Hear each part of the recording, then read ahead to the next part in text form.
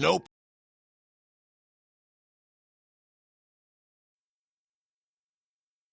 The city of Chicago is home to many paranormal and horrific tales.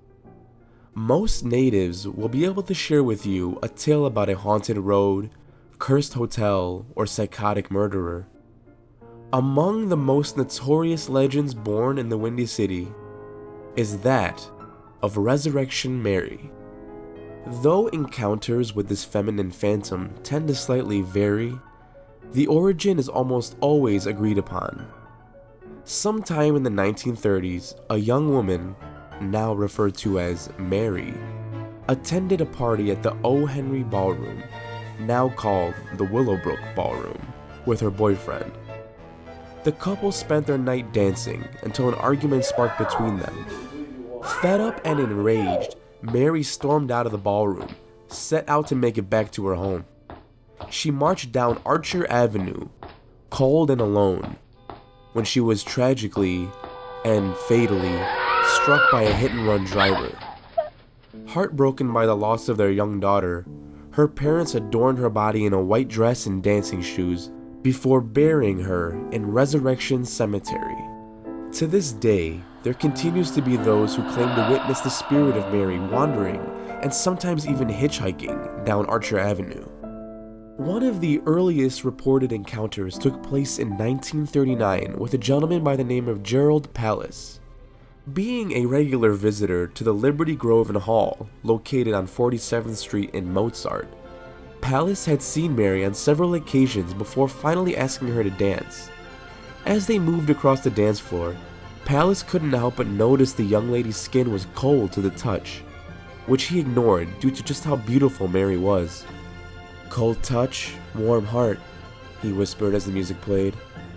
As midnight approached, the two decided it was time to leave, and Mary accepted Pallas's offer for a ride home. After providing an address to a home somewhere in the Bridgeport area of Chicago, Mary joined Pallas in his car and directed the unknowing man down Archer Avenue. When they finally began approaching Resurrection Cemetery, Pallas was told to slow down and stop the vehicle. Confused but abiding, he did as she asked. Mary exited the car, demanding Pallas not follow her, and abruptly bolted across the street towards the cemetery, where she disappeared before even reaching the gates. As you can imagine, this left Pallas in utter shock and confusion. The next morning, he made his way to the address provided to him the night prior. The woman who answered the door was Mary's mother. She informed Pallas that he couldn't have been with her daughter, since she had died and been buried.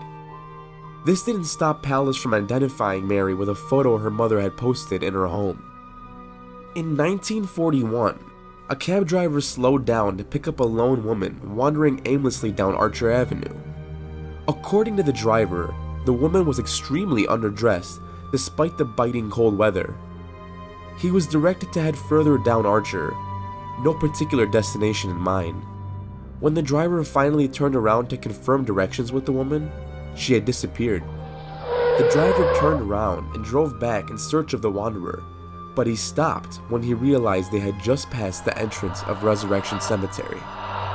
One of the more bizarre and chilling witness testimonies took place on the night of August 10th, 1976. A driver was making his way down Archer Avenue and began passing Resurrection Cemetery. He looked to his side and saw the figure of Mary, wearing a white dress and grasping at the metal bars of the graveyard. The man kept driving, but felt it necessary to report what he saw to the local authorities at Justice Police Department. Of course, after a couple officers were sent to investigate the claims, they found no girl. What they did find was something they could not explain. Two of the cemetery's bars had been seemingly pulled apart from one another, creating sharp angles in opposite directions. But that's not all. The officers also found that the formerly green-colored bronze bars were now scorched black and contained what appeared to be handprints and the texture of skin seared into the metal. When word about this scene got out, many from the area and even from outside the area made their way to Resurrection Cemetery to see it for themselves. All these curious spectators became an issue for cemetery officials, which led to the damaged bars being removed completely and replaced temporarily with wire fencing. They also attempted to put an end to any talk of supernatural or paranormal activity. In an official claim, Resurrection staff blamed the damaged gate on a collision from a truck while work was being done in that area. The black burn marks were chalked up to a botched attempt to repair the damage with the use of a blowtorch.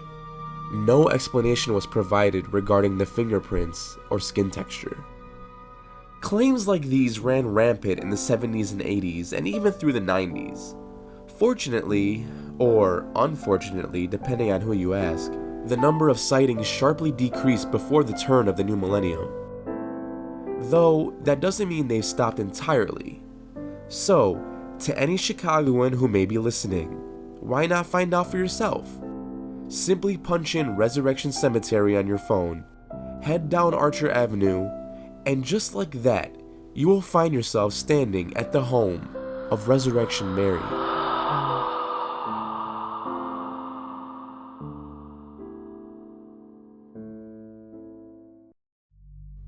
Thank you for listening, and we hope you enjoyed this week's story. I want to take a moment to promote a new feature we're introducing in the month of October.